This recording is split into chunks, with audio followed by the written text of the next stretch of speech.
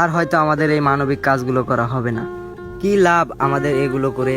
সামান্য ভিউই হয় না এত কষ্ট করে ভিডিও বানাই, যদি লাইক কমেন্ট শেয়ারও ঠিক মতো না পাই, তাহলে আমরা কি জন্য এসব কাজ করব?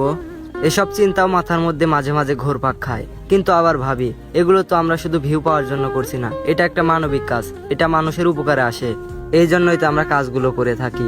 যাই হোক, আশা করি আপনারা এই ভিডিওতে বেশি বেশি লাইক কমেন্ট শেয়ার করে আমাদের এসব কাজের উৎসাহটা বাড়িয়ে দিবেন। আমরা যাচ্ছিলাম পিপুলবাড়িয়া থেকে শানগাছা বাজারের দিকে, হঠাৎ একটা দোকানের সামনে একটা পরিত্যক্ত টিউবওয়েল দেখতে পেলাম। কত তৃষ্ণার্ত মানুষের বুক জুড়িয়েছে এক সময়, কত গল্প জমা ছিল ওর চারপাশে, আর এখন মানুষও ভুলে গিয়েছিল ওর অস্তিত্ব। আজ যখন চারপাশের জঙ্গলটা কেটে ধুলোবালি পরিষ্কার করে নতুন রঙে সাজিয়ে তুললাম, মনে হলো একটা হারিয়ে যাওয়া ইতিহাসকে আবার নতুন জীবন দিলাম। কিছু জিনিসকে অবহেলা থেকে বাঁচিয়ে তুলতে পারলে মনের ভেতর অদ্ভুত এক শান্তি পাওয়া যায়।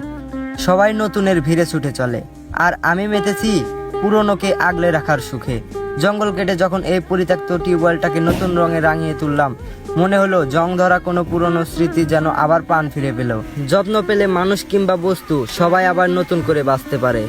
সময়ের অবহেলায় অনেক কিছুই এক সময় জঙ্গল আর অন্ধকারে হারিয়ে যায়, কিন্তু একটুখানি ইচ্ছা, পরিশ্রম আর ভালোবাসা পেলে তাকেও আবার আগের রূপে ফিরিয়ে আনা সম্ভব। যাই হোক, ভিডিওর পরিশেষে আপনাদেরকে একটা কথাই বলতে চাই, আমাদের ভিডিওগুলো ভালো লাগলে অবশ্যই একটা করে কমেন্ট করবেন। আপনাদের কমেন্ট দেখলে আমাদের ভিডিও বানানোর আগ্রহ জাগে।